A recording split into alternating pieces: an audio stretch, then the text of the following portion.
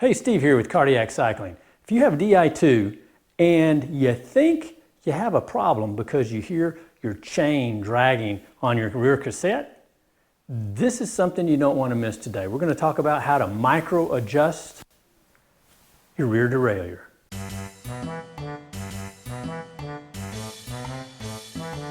If you're hearing anything like this on your bike, you know that more than likely you need to adjust the rear derailleur. So what do we need to do when you have a DI2? So we're going to start by positioning the front derailleur on the inner chainring, then the rear derailleur in the middle sprocket, either number 5 or number 6. And you want to check for alignment. And the gap tells us we have a little problem. As we come up to the button on the junction box, we're going to push it and hold it until the light comes on red and stays red. That means we're in the micro adjust mode. To move the derailleur toward the bike, use the shift lever adjacent to brake lever. The other shift lever will move the derailleur away from the bike. Movement of the derailleur is in small increments of 0.2 millimeters.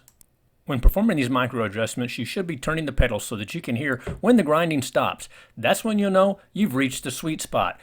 That's when you'll have the derailleur perfectly aligned underneath the sprocket. After our adjustments are complete, we come back up and we're going to push and hold the button again until the red light goes out. Now we're no longer in the micro adjust mode. So once we have that, now we want to go through the gears to make sure it sounds right. No more dragging, clicking, grinding. We go up. We're going to stop a little bit shy going all the way because we're in the inner chain ring, the small chain ring. And now we go back up.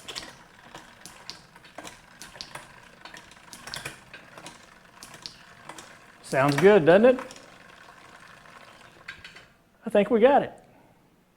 Hey, that's it for today. Hope you found this video useful. If you didn't find it useful, maybe at least entertaining. If you like it, give it a thumbs up because that will move it up in the search engine and help other people to find this.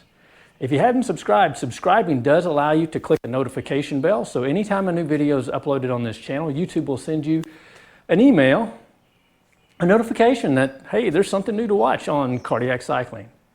Stay safe, be well. Look forward to seeing you on the road, and thanks for watching.